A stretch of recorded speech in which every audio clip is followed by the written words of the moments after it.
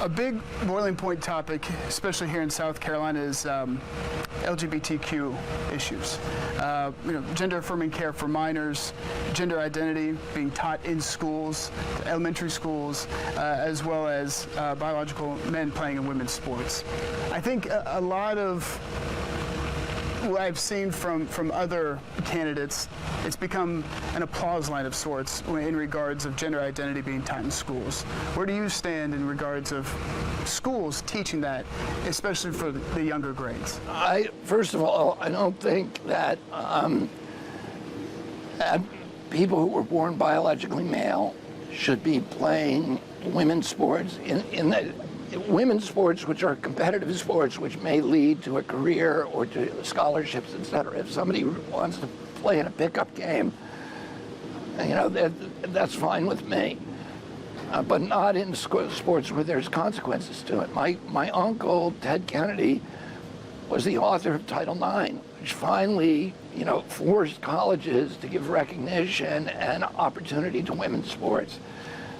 And he worked very, very hard to get that through, and it just doesn't seem fair that a man can walk off a baseball field or a basketball court onto a woman's court and take up those positions. I have a niece now who's playing softball at BC.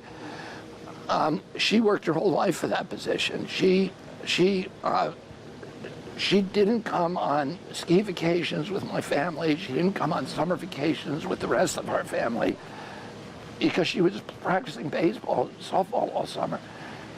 And for somebody to be able to walk on that field and take that spot away from her is just wrong. So it's not something that I would support.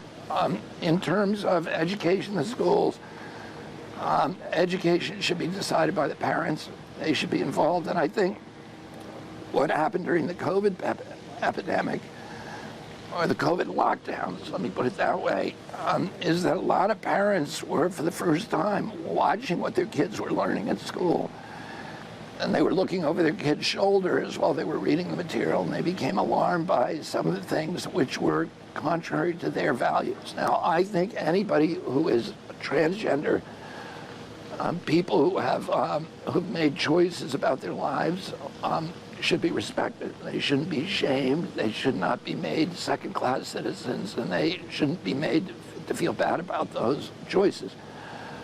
But I also think that parents need to have the final say about what's taught to their children in schools.